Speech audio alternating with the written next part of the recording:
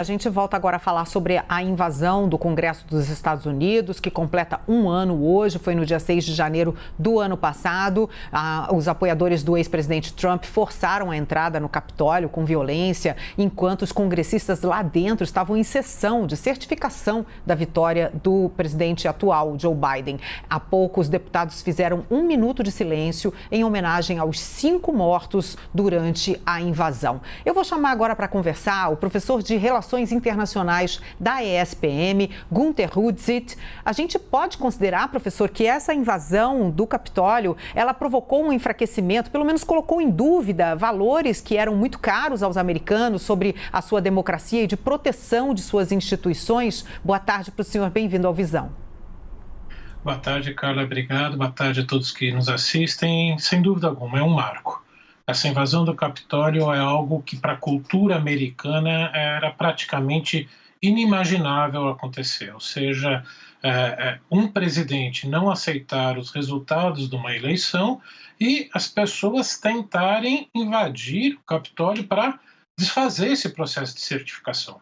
Então, realmente, arranhou não só a imagem americana como, né, o grande líder, a potência democrática do mundo que nós conhecemos principalmente desde o fim da Segunda Guerra Mundial, mas também arranhou dentro dos Estados Unidos. É o símbolo máximo dessa divisão que a sociedade americana vive, principalmente aí desde, dá para dizer, o começo da década de 2010. A gente viu agora há pouco o nosso analista de internacional, Lorival Santana, falando que isso deixou marcas profundas, cicatrizes que ainda hoje doem dentro do Congresso americano, como, por exemplo, os republicanos que hoje tentam fazer um processo de mudança da história, né? Dizem que aquilo não foi bem assim, que não aconteceu com violência, que não foi um ataque à democracia, foi apenas uma manifestação popular, e isso causa dentro do Congresso hoje conflitos que levam ainda a um acirramento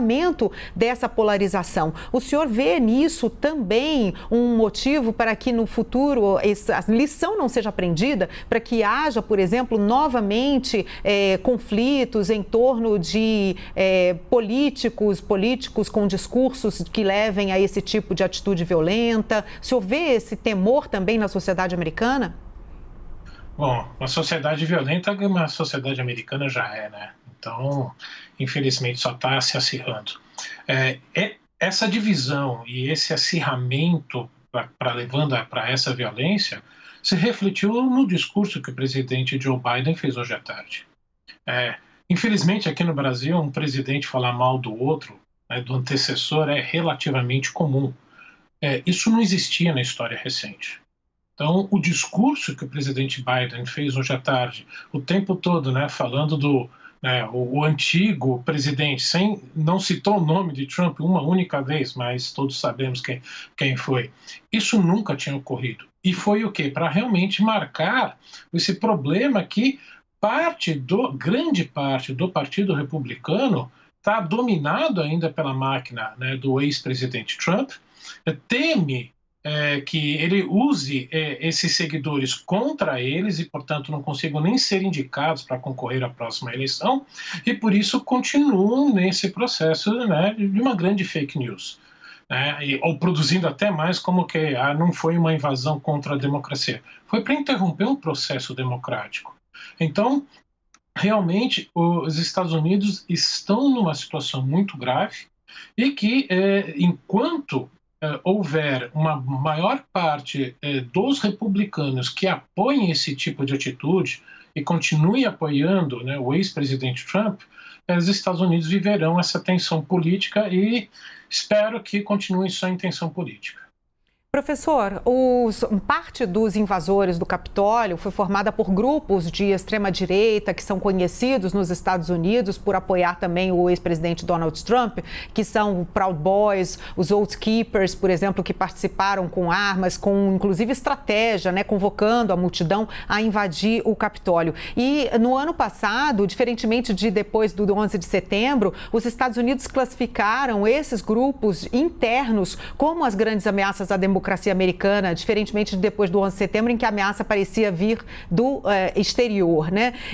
Como o senhor vê esses grupos que estão cada vez mais fortes em alguns países, não só nos Estados Unidos, né? E que a gente vê que podem levar a ações extremadas e que hoje praticamente há alguns condenados, mas ainda para muitos da sociedade, muito poucos, né? E com penas ainda não tão duras, não tão rígidas nessa invasão do Capitólio. Bom, primeiro que nos Estados Unidos essa extrema-direita não surgiu agora, não surgiu principalmente nos anos Trump. Ela já vem de antes. Não podemos esquecer que antes do 11 de setembro, o maior atentado terrorista em solo americano tinha sido em Oklahoma, quando um grupo de fanáticos religiosos políticos explodiram um caminhão, uma caminhonete bomba na frente de um prédio do FBI que consideravam uma força ocupante, né, do seu território. Então, esses grupos sumiram um pouco do noticiário, do radar depois do 11 de setembro. Com a diminuição dessas ameaças, é que agora eles voltaram, e principalmente depois dessa invasão, voltaram a figurar entre as principais ameaças aos Estados Unidos, tanto que as Forças Armadas americanas estão começando a efetivamente a combater, né, esses grupos não só dentro das Forças Armadas, mas entre os ex-militares americanos. Então, sim, é uma preocupação séria e que vários órgãos do governo americano estão levando a sério, estão começando a combater, e como você bem colocou, né, não é um problema só dos Estados Unidos. Eu diria que, infelizmente, em todas as democracias. É um problema que as democracias ocidentais estão passando.